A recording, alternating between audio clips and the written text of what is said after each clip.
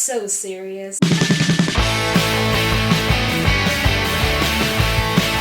Hello divas, welcome back to another video.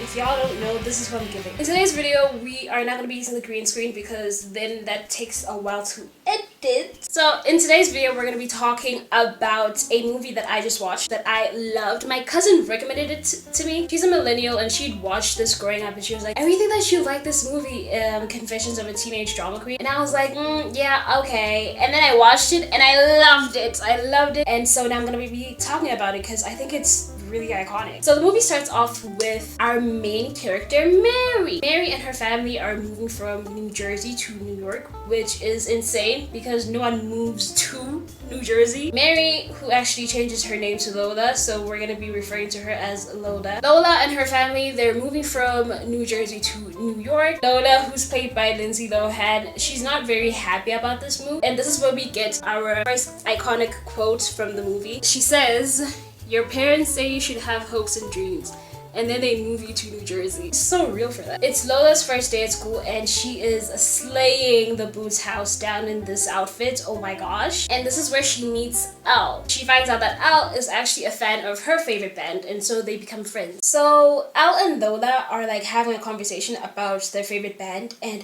in comes Megan Fox as the mean girl. Cue the villain music. The black spot it is. Hi, Carla Santini. Siddhartha, my father is Stu Wolf's lawyer. Wait, did Nicki Minaj time travel back to 2004 just to record this song and put it into this movie?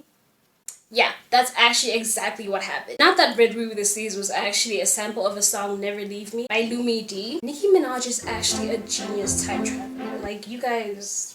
Megan Fox plays this character named Carla, who's like obviously a mean girl. She gives me sort of like Regina George vibes with like the villain music and all that. Wait, I just realized something. Lindsay Lohan was in this movie before Mean Girls was a thing, which means that Carla is actually the original Mean Girl and Regina George was written off of her. Lindsay Lohan was really in her bag in the 2000s. She's quite the cultural icon. I may have to do a video on her. So Megan Fox, Carla, is bullying Lola because she's the new girl and she's making fun of her for being from the city. Lola really stands her ground and she's really confident, which I really like about this character. For like a teenage girl, she kind of was not backing down from Carla.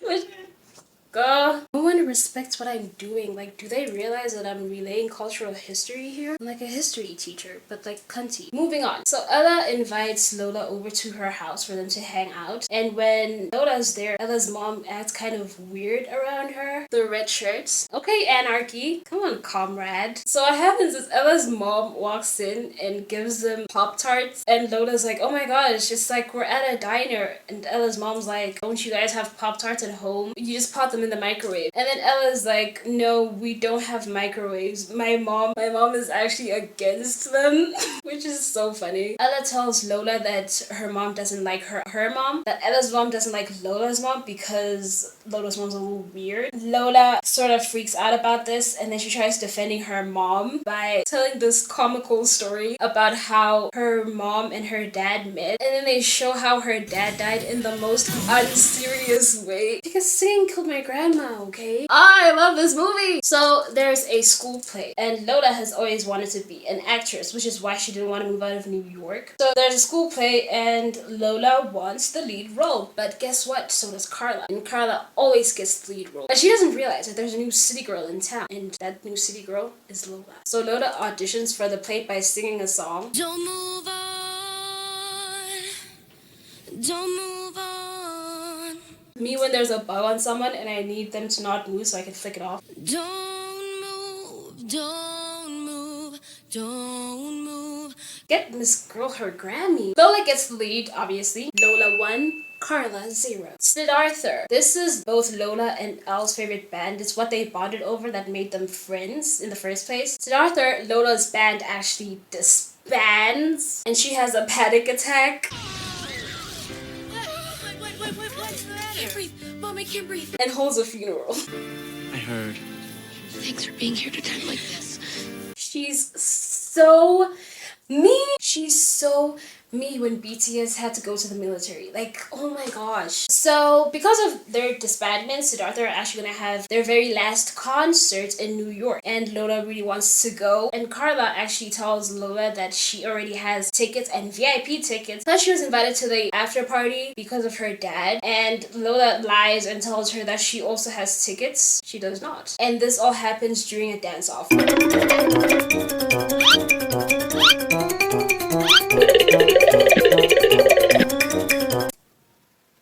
That's the 2000s for you, babes. Ella finds out that Lola lied to Carla about them both having tickets to the concerts, and she freaks out and she says 2 of Carla's nannies were institutionalized. So Carla has tickets to the Siddhartha concert and Lola does not. Carla won, Lola won. So Lola asks her mom for tickets to go to the Siddhartha concert and her mom says no. And so Lola decides to go on a hunger strike for 2 days.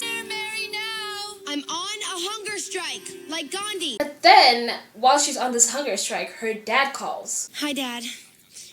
Yeah, thanks for the invitation, but I couldn't possibly go with my father. I mean, I'd die of shame. Gasp. Wait, I thought her dad was dead. So does that mean that Lola lied about her dad dying to Ella and the rest of her school? Yes, she did. I love a good lie. I love a good lie. I mean, come on. Is that not such a teenage girl thing to do? Have we all not lied about our father dying? Have we all not lied about our father dying in a tragic car accident? Raise your hand if you've lied about your dad dying. Clap if you've lied. Al doesn't ask her parents to go to the concert because in her mind she's like her parents will definitely not allow her to. So Lola convinces Ella that they should just both sneak out instead, and she does this by saying, we're 15-year-olds, this is what we're supposed to do. There are 15-year-olds who are grandparents and no one gave them permission to do that. Hello? What is she talking about? I love this character. Anyways, they settle on just asking Ella's parents if they could go, and Ella's parents are like, yeah, you guys can go. We're going to New York, so your mom will drop you off at the train station and then we'll take you to the concert. And it works out for the girlies. And the girls are like, cool. So they still don't have tickets though, because the tickets were sold out. But don't worry, because Lola has a plan. Also, Lindsay Lohan as Marilyn Monroe eats. Look at this. So Lola convinces some dude who I haven't mentioned because he's also not really a part of the plot that much. This guy likes her and she kind of likes him. So she convinces him to steal a dress, the dress that her lead character is supposed to wear for her play. The big ass hat and Coca-Cola necklace. She's so camp!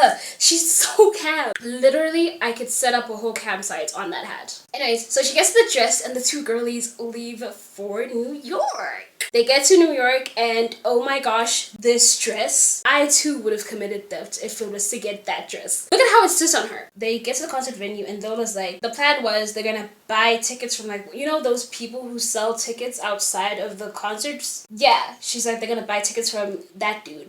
So they find someone and they have 2 tickets. And as Lola was trying to pay for them, she realizes that she forgot her purse, the one with the money, inside the train. Girl. So they can't go in, which is honestly the only part of the story that I don't believe. Because if I were the security guard and I saw Lola walking up to me in that freaking dress, I would have been like, listen girl, you may not have money to come inside, but your face card is swiping clean. Get in there, girl. So the girls, in a final attempt to somehow meet Siddhartha, walk all the way to Soho to try walking to the after party. As they are walking, some dude in a top hat is following them. And Ella is freaking out because she's like, oh my gosh, we're just 2 teenage girls and there's this grown man we don't know and he's following us. And Lola's like, don't worry, listen, I'm a New Yorker, I can talk to him, okay? We're New Yorkers, we'll understand each other. Hey, I'm a fucking New Yorker, I'm slaying over here. I'm serving puss on the platter over here. It's my impression of a country New Yorker.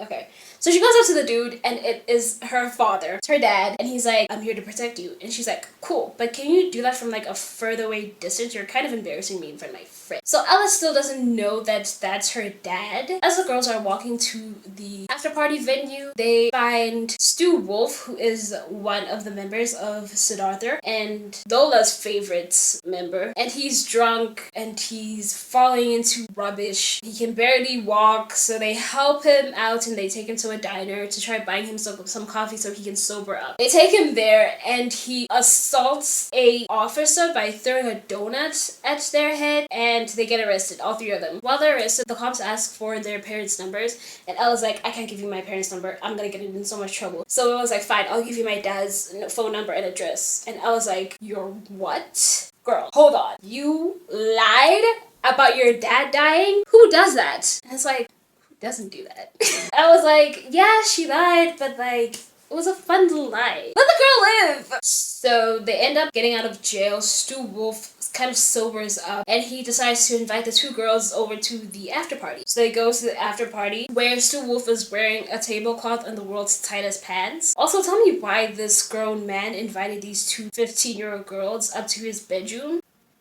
Oh, okay. So they see Carla's not too happy to see them. You know what that means on the scoreboard? Lola 2, Carla 1. On Monday, they get back to school, and they're super excited, and they see Carla, and Lola's like, are you mad that she saw us at the party? But, Carla's like, what party? You guys weren't even there. I didn't see you. Girl. And now everyone thinks that Lola is a liar, which she is a liar, but she wasn't lying about this in particular. When Lola tries defending herself and she's like, yes, we were there, my dad was there too, and he's like now friends with Stu Wolf. Carla's like, wait, girl, didn't you say that your dad was dead? Ooh.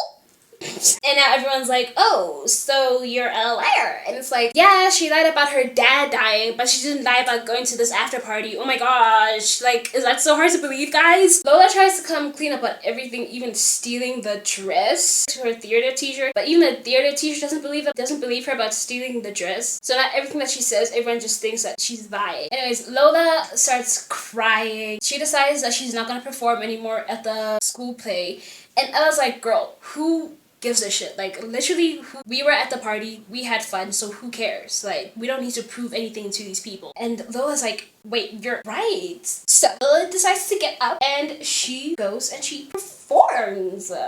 So I didn't mention this in the video, but there is a part before the play starts where Miss Bagoli, who's the drama teacher, it's like this shot of her about to conduct like a live band for the play, but and then it cuts to the kids who are playing instruments, and they're not even playing instruments, they just all have laptops, and all they do is just like push play on their laptops to play the music.